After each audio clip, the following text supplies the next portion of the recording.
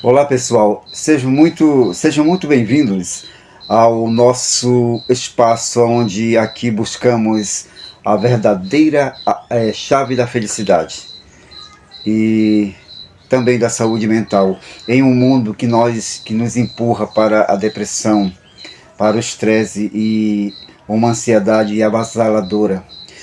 Essa mensagem de hoje ela é um farol. Já falamos de aqui como vencer o medo, curar a angústia e até mesmo evitar a loucura. Mas hoje nós vamos mergulhar aqui em algo extremamente importante, um assunto que vai transformar a tua vida. Os paraísos artificiais. O que será isso? Então prepare-se para descobrir, porque a verdade que revelaremos aqui, ela pode ser o divisor de águas que você precisa. Então Deus abençoe você e toda a tua família. E permitam-me aqui agora começar com uma história que ilustra, meus amigos, perfeitamente o nosso tema. Havia um professor de química, um homem respeitado, com uma vida próspera. Um dia esse homem foi surpreendido por um psiquiatra que o acusou de beber por tendências neuróticas e não por necessidade. Imagine a indignação do professor. Ele disse: vocês, psiquiatras, sempre veem coisas em significados ocultos em costumes inocentes. Eu só bebo um trago antes de dar minhas aulas da tarde. A energia já é pouca a essa hora. O psiquiatra ali, com um sorriso, meus amigos, perspicaz, ele disse: mas o senhor não bebe aos sábados nem aos domingos à tarde, quando não tem que ditar para seus alunos. Como o senhor explica isso? O professor hesitante ali, respondeu: minha esposa não gosta de me ver beber. E eu suponho que, em atenção e respeito a ela, eu me abstenho da bebida. O psiquiatra ele foi direto, desarmando ali o professor. Ele disse: lamento não concordar com o senhor. O senhor tem medo de seus alunos. Esse copo de uísque que o senhor bebe antes de entrar na sala de aula lhe dá uma certa confiança em si mesmo, justamente do que carece normalmente. E não lhe parece estranho que se sinta conturbado ao ter que se apresentar diante ali de seus alunos, já que o Senhor vem fazendo isso há quase 20 anos. O professor ele não respondeu de imediato, mas finalmente ele confessou: na verdade, você tem razão, doutor, mas isto tem acontecido só nesses últimos 5 anos. Ultimamente é que tenho lançado mão dessa muleta. É ridículo de minha parte, disse ali o professor, sentir medo diante de meus alunos.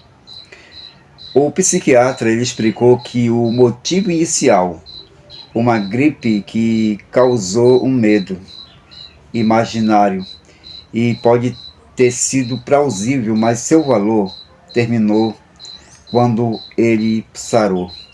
O professor, perplexo, ele perguntou como o psiquiatra sabia de tudo aquilo, já que nunca ele tinha visto ele em suas aulas.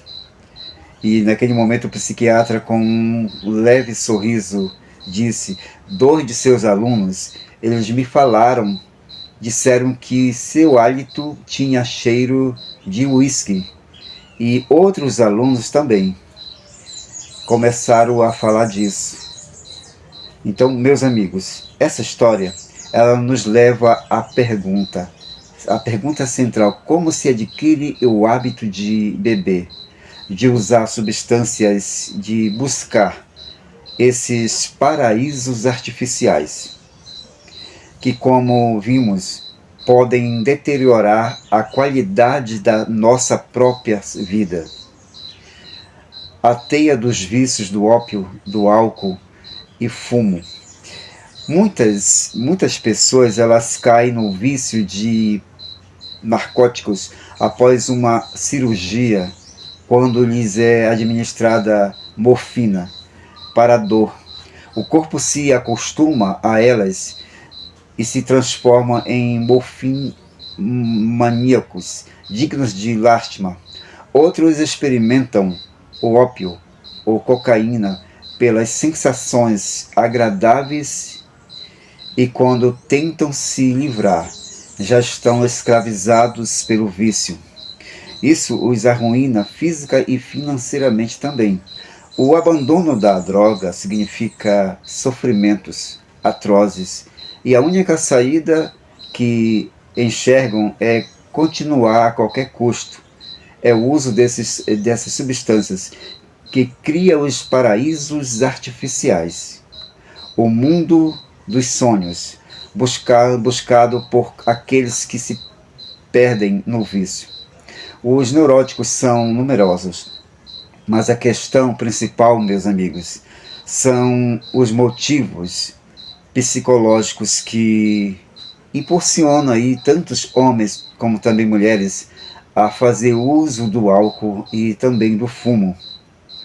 Vários autores modernos, eles colocam o alcoolismo entre as neuroses. O Dr. Ramos, ele afirma que o álcool atua em causas físicas e morais, ali causando desde o embotamento das faculdades afetivas até uma exaltação homicida extraordinária.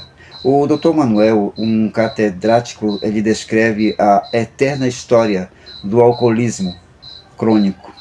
Incêndios, assassínios, delírios ambiciosos, ultrajes públicos ao pudor, com as minúcias repugnantes do exibicionismo mais indecente. Tudo quanto pode produzir a inteligência desequilibrada no fundo de uma garrafa. Cabem todos os delitos e todas as maldades, meus amigos, imagináveis. O álcool, ele estimula, fecunda e desperta todo o cúmulo de sentimentos que o homem herda e que a consciência, em estado de saúde, reprime com seu equilíbrio potente. Mas como alguém se apega ao álcool? Como a bebida entra em suas vidas?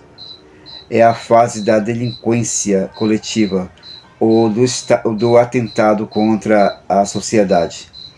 Mas não há dúvida, meus amigos, que a visão exata do que significa o costume de beber e suas consequências pode ajudar muito na decisão de parar.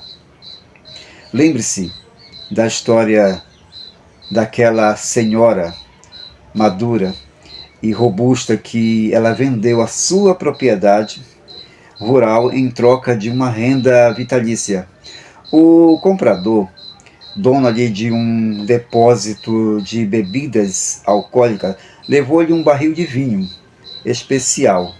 Pouco a pouco ela foi se afeiçoando e o homem trazia mais e mais vinho em intervalos cada vez menores.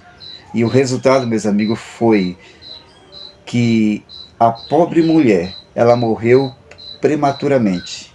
Os seus vizinhos comentavam que ela poderia ter vivido muitos anos se não tivesse se entregado à bebida. Quando refletimos sobre os efeitos aí da bebida, nós somos forçados a concluir que há algo no álcool que o torna nocivo para o consumo humano. E, portanto, não há segurança em limitar o consumo a pequenas quantidades. ou a bebidas de baixa fermentação. É um mito, muitas vezes, o vinho e a cerveja tomados em pequenos copos com a comida são os culpados por despertar, meus amigos, o apetite por bebidas mais fortes ainda, levando ali a pessoa à ruína. Cai completamente o argumento de quem diz que uma pessoa normal pode beber ou parar de beber quando quiser, e que são as bebidas destiladas são perigosas. Pessoalmente, o psicólogo conheceu muitas pessoas que se embriagavam com um bom vinho caseiro. O doutor fala isso. Vinho caseiro de uva. O doutor Manuel lhe descreveu um amigo dele que já de idade que se embriagava todos os dias com o vinho. Ele não conseguia trabalhar, esquecia suas obrigações, vivendo num paraíso artificial, tão real quanto um dependente de ópio ou cocaína. A criançada ali da rua, ali da aldeia, na verdade, se divertia com seus cantos incoerentes. Ele talvez se sentisse feliz à sua maneira, mas a sua esposa não passava por momentos felizes.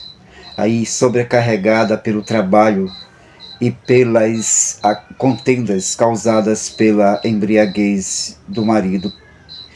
O Dr. Manuel afirma que o álcool e o fumo são maus e podem escravizar.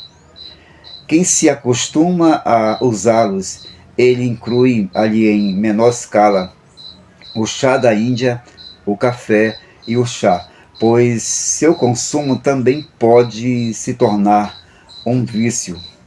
Mas o que isso significa?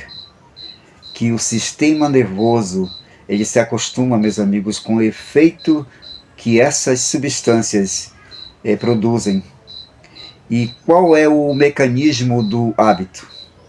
Não basta dizer que o mal consiste na necessidade de doses cada vez mais fortes para sentir o efeito desejado. O que é um produto tóxico, tudo isso é verdade. Mas a raiz do mal, meus amigos, ela está na busca ou no desejo do efeito prazenteiro em detrimento da nossa saúde futura. A ilusão do prazer imediato, os efeitos físicos, psíquicos e o complexo do bebedor para um bem-estar psíquico passageiro. Estamos preparando muitas dores físicas futuras, e não só físicas, mas com certeza também sofrimentos psíquicos, pois as alucinações do delírio alcoólico, mesmo imaginárias, são sofrimentos bem reais. O bem-estar físico, meus amigos, complexo, obtido ali inicialmente com uma dose de álcool, precisa de doses cada vez maiores. A ciência concorda, o álcool, com certeza, ele é um narcótico, não um estimulante. Ele anula primeiro aos centros inibitórios do cérebro, aqueles responsáveis por julgar, discernir, raciocinar e decidir. Por isso, um pouco de álcool basta para a pessoa soltar a língua, expressar opiniões que, em condições normais, seriam guardadas. Certa escritora, ela confessou que ela nunca mais bebeu depois de ver uma foto sua. Ela acreditava estar perfeitamente sóbria e dona de seus atos, mas a influência de uns copos havia anuviado tanto a sua mente que ela se deixou fotografar, enquanto precisava estar completamente apoiada em dois amigos para se manter de pé. A mente dela estava enganada, acreditava que ela estava lúcida, mas o corpo não conseguia manter-se de pé, manter o equilíbrio. O álcool já havia atingido os centros cerebrais que controlam o equilíbrio. A segunda etapa ali dos efeitos da bebida é incitar a conduta talâmica, tornando a pessoa valente e muitas vezes fazendo-a sentir-se em condições de inferioridade. Nós vamos falar agora do complexo do bebedor. As sensações que se tem quando o álcool chega ao cérebro são enganosas, mas são presentes, elas se registram no inconsciente como lembranças de emoções, meus amigos, gratas. A pessoa estava ali aborrecida, sentia temores ou desconforto com a sua sorte, com seus chefes ou pessoas queridas. Bebendo, agora ela esquece de tudo, desfruta de uma alegria velada, dorme melhor, mas no dia seguinte, talvez ela tenha remorso, mas à noite estará de novo, novamente buscando essa sensação prazenteira na bebida. Com a repetição frequente, meus amigos, cria-se um complexo que a tornará viciada na bebida. Mas é um complexo de covardia. Ele não resolve os problemas, os ressentimentos contra chefes ou os pais, que muitas vezes exigem para o nosso próprio bem, são evitados. A pessoa prefere que sua mente se oxide, foge do esforço mental de aprender, prefere sair para passear ou simplesmente passar o tempo. Talvez a pessoa tenha se metido em problemas por assuntos duvidosos e a voz da consciência se une às condenações dos outros. Tudo isso, meus amigos, é desagradável e a pessoa mesmo jovem, ela prefere escapar em vez de resolver o assunto de uma vez por todas. E assim, novamente, cede ao sonho do álcool e das companhias que não significam nenhum progresso, nem espiritual e nem material. Com isso, o complexo se enraiza cada vez mais e pode chegar o momento em que só a fé em Deus, meus amigos, despertada de alguma maneira na consciência, pela conversão, pode livrar o homem e também a mulher, ou também o jovem que se tornou um alcoólatra, um enfermo de neurose grave. Considerar o alcoolismo, meus queridos, como uma enfermidade grave que requer o auxílio divino tem sido o fator mais positivo e eficiente para o êxito na recuperação. A Organização dos Alcoólicos Anônimos, em dezenas de cidades, é um exemplo disso. Eles realizam reuniões onde alcoólatras são bem-vindos. Pessoas falam com simplicidade, mas de forma convincente sobre suas experiências, indicando os passos para a cura. Eles consideram o vício uma enfermidade e dedicam tempo para ajudar outros. O auxílio essencial na cura é a confiança em um poder, meus amigos, superior. O resultado final é que geralmente conseguem ajuda. Cerca de 75% dos que fazem um esforço sincero conseguem vencer o alcoolismo.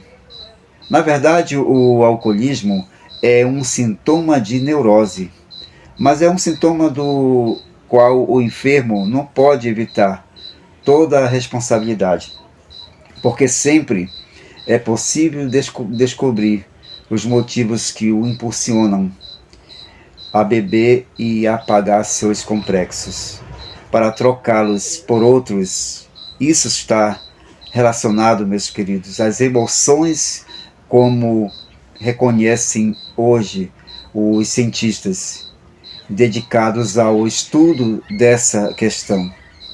O Dr. Adler, da Sociedade de Higiene Mental da Califórnia, diz: não basta dizer que o alcoólatra tem pouco caráter ou força de vontade. Devemos, meus amigos, perguntar por que ele é um escravo da bebida e não pode controlar o apetite por ela. A psicologia moderna sugere que o alcoólatra está sofrendo de certas incapacidades psicopáticas, neuróticas. A afeição pelo álcool é provavelmente, meus amigos, uma transigência destinada a preservá-lo de outras enfermidades mentais piores. O alcoólatra é uma pessoa que, mesmo forte fisicamente, ele não teve um complexo normal de crescimento emotivo. Ele não conseguiu se acomodar ao seu ambiente de adulto. Relacionar-se como esperamos de um adulto, ele é todavia infantil em suas atitudes, ali em sua maneira de, na sua maneira de depender das pessoas com as quais se relaciona emotivamente. Ele não consegue encontrar recreação satisfatória, trabalho que tenha sentido, nem relações familiares, ele não consegue, que lhe deem segurança. A felicidade como um inválido no senso emotivo, e mentalmente o alcoólatra, ele usa a bebida como uma muleta social, meus amigos. Muitos manicômios, eles estão cheios de pessoas cuja enfermidade começou com a frustração, um sentimento de insegurança e ansiedade que não puderam dominar. Outras pessoas que sofrem as mesmas condições, mas com menos intensidade, não chegam a perder a razão, mas estão em desvantagem e requerem tratamento por médicos e peritos. O Dr. Adler também fala da imensa quantidade, meus amigos, de pessoas vítimas das diferentes neuroses. Ele não só coloca a afeição pelo álcool entre os sintomas de neurose, mas fala de outros detalhes que devem ser levados em conta ao auxiliar um alcoólatra e a recuperar a saúde e o domínio de suas emoções. É muito, mas muito importante mesmo, meus amigos, ensiná-los a alimentar-se corretamente e a olhar a vida com valor e otimismo. O Dr. Adler diz que, como resultado de beber em excesso, o alcoólatra ele sente frequentemente fome. O álcool tem calorias suficientes para impedir que sinta fome, mas não tem proteínas, minerais e vitaminas, coisas todas necessárias para a nutrição e as funções físicas normais da pessoa. E como resultado da falta de vitaminas e seu estado desnutrido, o alcoólatra propende a contrair enfermidades da pele, como, por exemplo, a pellagra, neurites dos nervos, dos braços e pernas, e certos tipos de loucura também.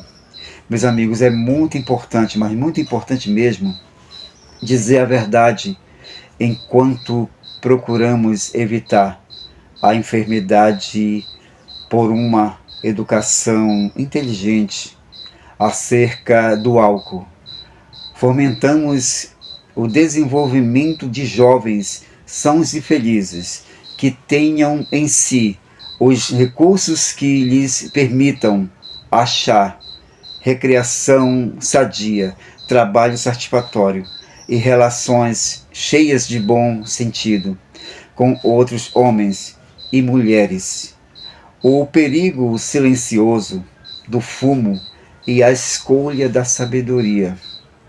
É também, meus queridos, muito, mas muito necessário dedicar-se a um programa enérgico para o tratamento do alcoólatra já existente. Mas há dúvida, meus amigos, não há dúvida, meus amigos, de que homens e mulheres que se deixam escravizar pelo álcool, pelo fumo ou por qualquer outro vício não são sadios, nem felizes.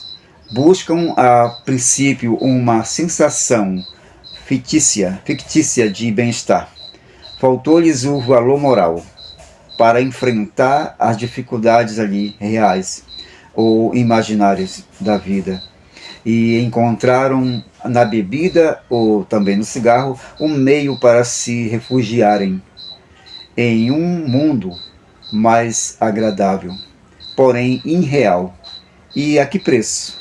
Sua debilidade moral foi aumentada a cada fuga, por isso gera maior debilidade física que os fazia sentir-se mais incapazes de enfrentar a realidade e anelar cada vez mais voltar a refugiar-se em seu paraíso artificial.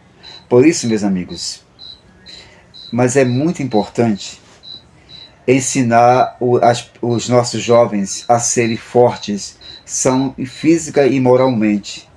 É o passo mais seguro para evitar as tendências da bebida e também do fumo, e especialmente indicar-lhes de forma simples, clara e resumida como eles podem alimentar-se de maneira que obtenham toda a força física, mental que lhes é dado a ter.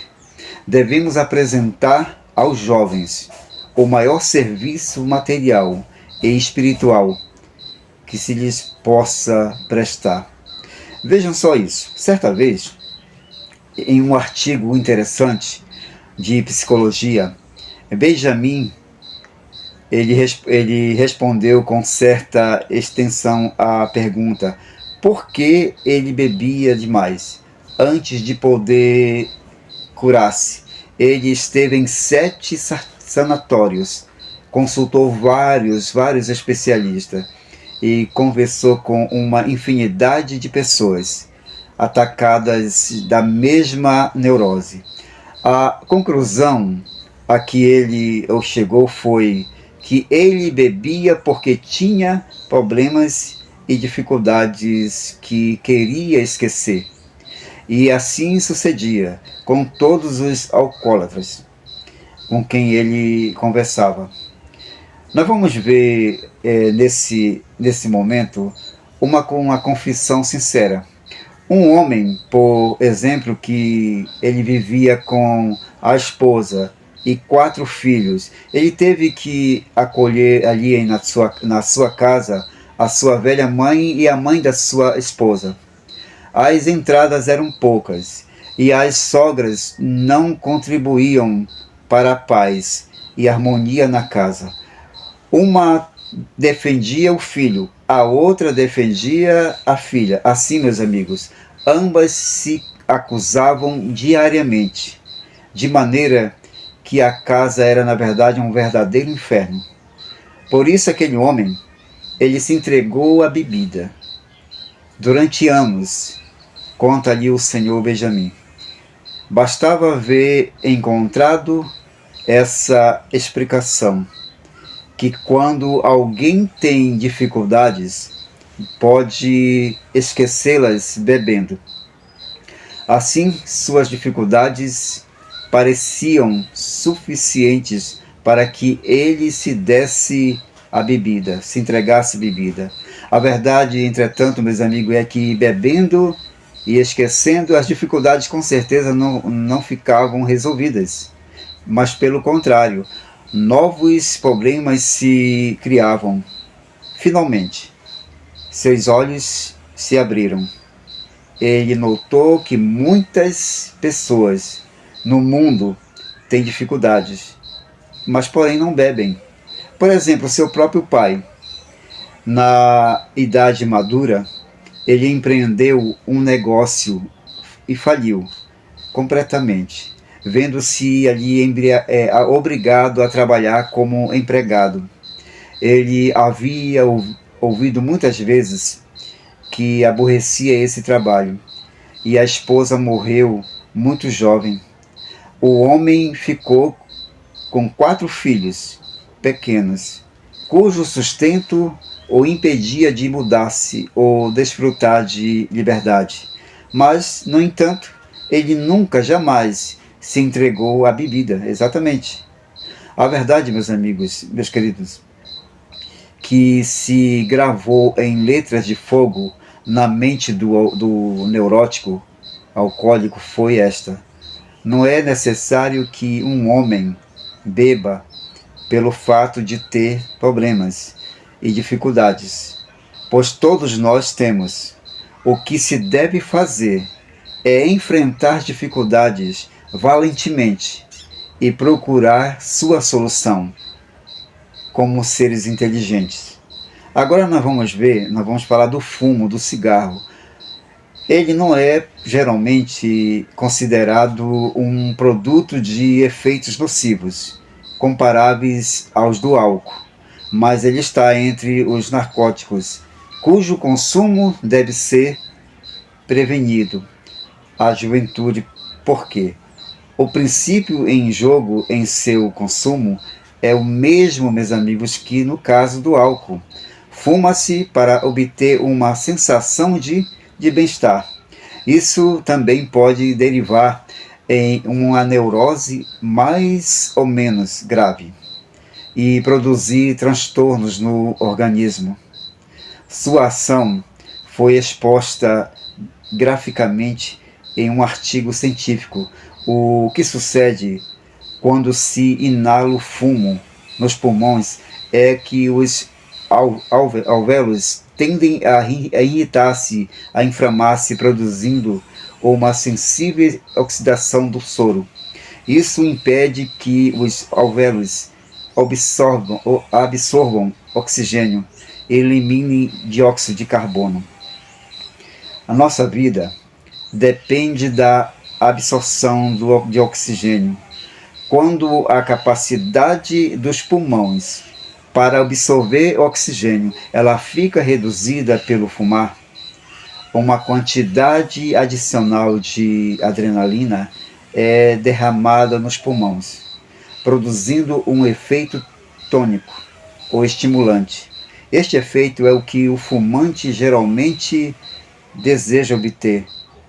Não se percebe que, como expressa o Dr. H. Welles, os vasos linfáticos dos pulmões eles se enegrecem por substâncias irritantes, como o alcatrão, que a capacidade respiratória de seus alvéolos pulmonares se reduz a menos da metade, e que sua resistência ao câncer de pulmão e outras enfermidades respiratórias e infecções graves diminui drasticamente, meus amigos.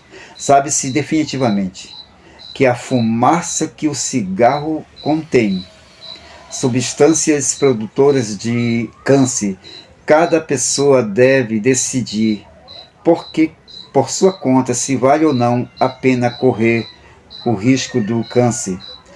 A tudo isso, há que acrescentar o efeito tóxico da nicotina e de outros venenos que o cigarro contém, como o ferrol, a piridina, a indina, a angina e o monóxido de carbono. Não é de estranhar, meus amigos, meus queridos, que em muitas oportunidades os fumantes digam àqueles que não fumam, que eles se recusam a um cigarro. Ele diz assim: feliz é você que não fuma. E o tom com que eles falam isso, eles dizem isso, é mais sincero que aquele com que elogia o cigarro. Eles sabem que a qualquer momento o cigarro pode provocar um ataque de angina ou a enfermidade de Buerger. A decisão que liberta enfrente a realidade com força, com fé. Qual é a conduta mais prudente?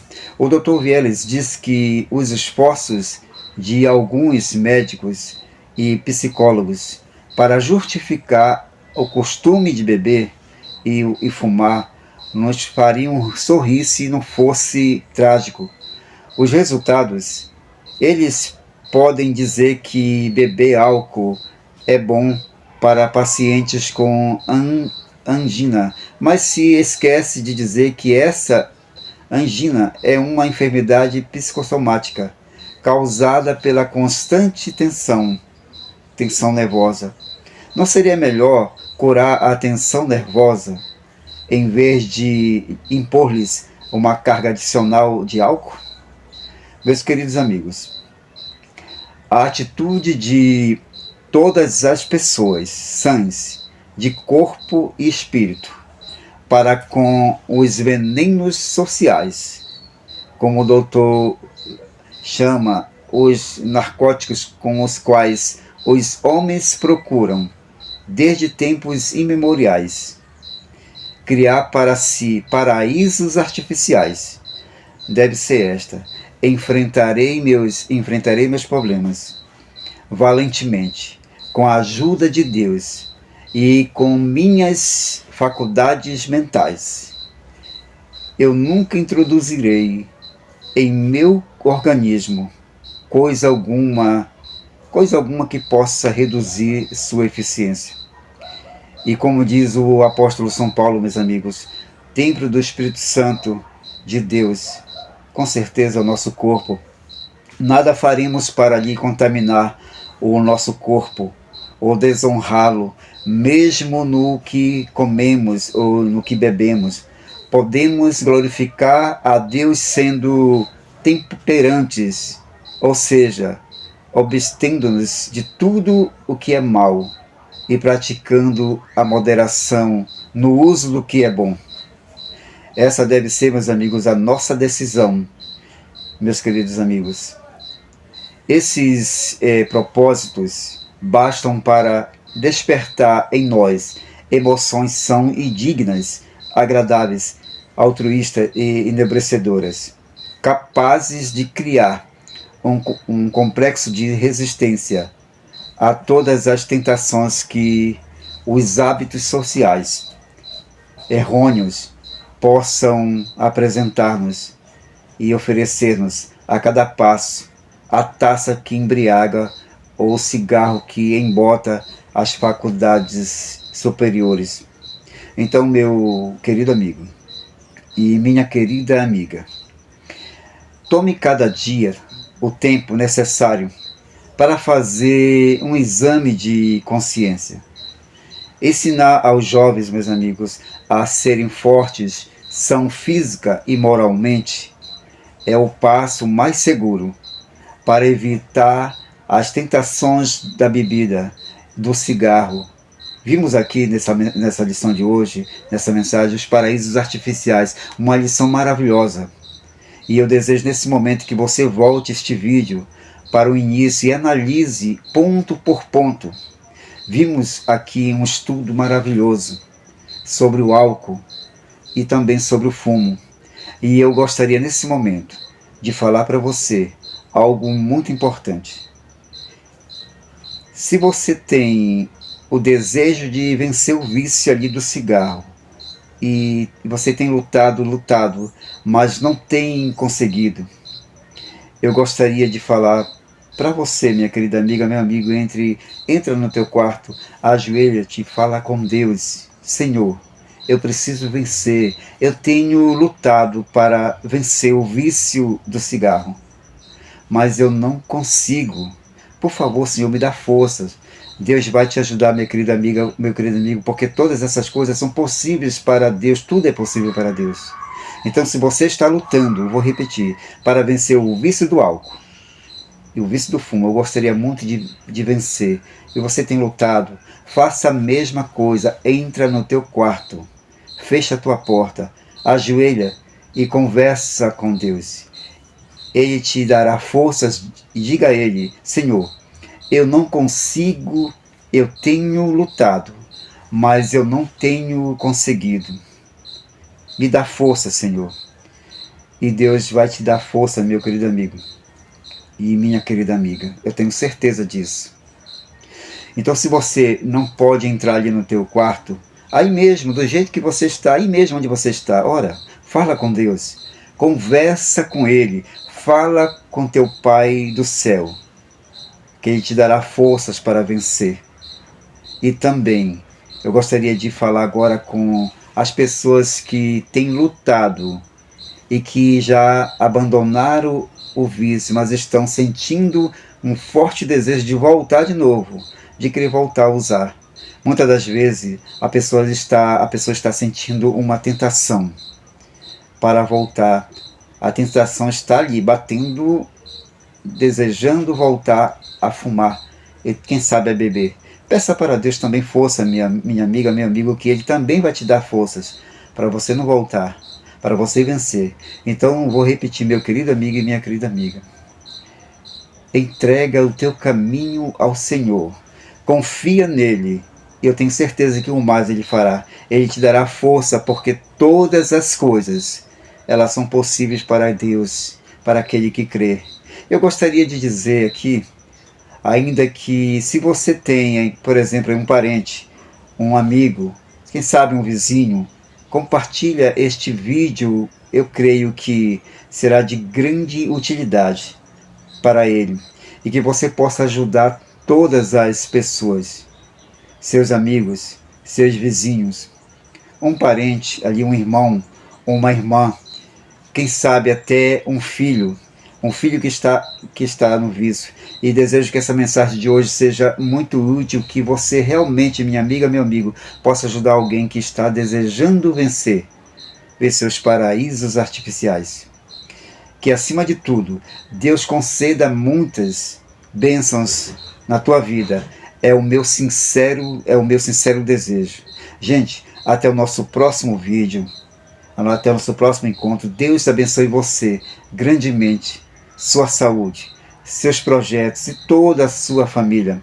É o meu sincero desejo nesse momento. Muita felicidade, paz e alegria para você e muita saúde. E até o nosso próximo vídeo. Valeu, gente. Fique todos com Deus. Amém. Tchau, tchau. Um grande abraço. Tchau, tchau. Amém.